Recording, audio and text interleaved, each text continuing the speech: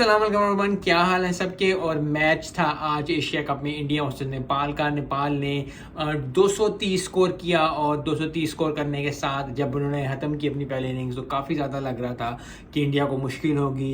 शायद बहुत ज़्यादा लोग कह भी रहे थे कि इंडिया हार ना जाए और 230 स्कोर का डाला। बैटिंग बॉलिंग इतनी अच्छी नहीं हुई इंडिया की, लेकिन आई थिंक पिच अच्छी थी इसलिए ज़्यादा स्कोर करके नेपाल, क्योंकि अभी भी वो लर्निंग प्रोसेस में है। तो दैट्स अ गुड साइन कि वो एक अच्छी टीम के खिलाफ भी जो है वो अच्छा स्कोर कर सकते। 230 किया उन्होंने। बारिश हुई, बारिश के बाद रिवाइज हुआ स्कोर और इंडिया ने 147 चेस करना था 20 ओवरों के अंदर, जो उन्होंने आसानी से बगैर किसी विकेट के चेस कर दिया। रोहित शर्मा ने और शुभमन गिल ने जो है ही ओपनिंग की और ओपनिंग करने के साथ साथ उन्होंने ही ठीक ठाक स्कोर कर डाला। ज़बरदस्त जो है वो उन्होंने बैटिंग की, कोई भी विकेट लूज नहीं की। आई थिंक ये कॉन्फिडेंस इंडिया टीम को चाहिए था, क्योंकि अगर ये कॉन्फिडेंस अब मिल गया, क्योंकि अब जो है वो आगे एशिया कप के मैचेस होंगे, क्योंकि इंडिया और पाकिस्तान जो है वो ग्रुप में अब आगे चली गई है। नेपाल जो है वो बाहर हो गई है एशिया कप से।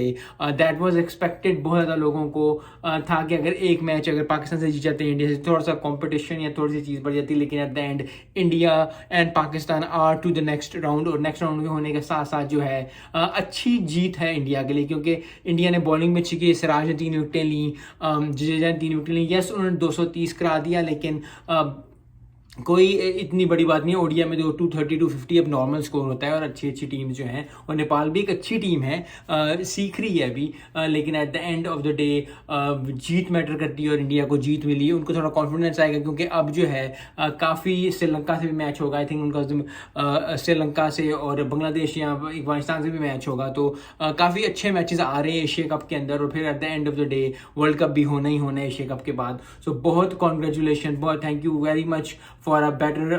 बहुत ज़बरदस्त मैच हुआ, और थैंक यू मैं इसलिए कह रहा हूँ क्योंकि ये चीज़ जो थी रिक्वायर्ड थी टीम इंडिया से, क्योंकि पाकिस्तान ने इतनी अच्छी परफॉर्मेंस दी हुई है तो इंडिया को भी उसी तरह की अच्छी परफॉर्मेंस देनी चाहिए थी। रिक्वायर्ड थी उनसे कि वो अच्छी परफॉर्मेंस दें। अच्छी परफॉर्मेंस के साथ साथ जो है वो ठीक ठाक जो है वो नेपाल को करें, और उन्होंने यही किया। नेपाल को कोई विकेट नहीं दी। नेपाल जो है वो आउट हो गई एशिया कप से। इंडिया जो एडवांस कर गई है फॉरवर्ड, और अब जो है ज़्यादा इंटरेस्टिंग मैचेस देखने को मिलेंगे, ज़्यादा अच्छे मैचेस देखने को मिलेंगे। आई थिंक इंडिया टीम से जो एक्सपेक्ट किया जाता है उन्होंने आज किया है, और आगे भी आई थिंक वो अच्छी बैटिंग और बॉलिंग करेंगे, क्योंकि ये इस जीत से बहुत ज़्यादा कॉन्फिडेंस आएगा इंडिया टीम को, और that is what is required for Asia cup. क्योंकि उधर जो है अब कल के मैच में पता चलेगा कौन आगे जाएगा कौन पीछे रहेगा। सो अफगानिस्तान के लिए कि अफगानिस्तान को मैच जीतना होगा और अच्छे मार्क्स जीतना पड़ेगा, तभी वो क्वालिफाई कर पाएंगे।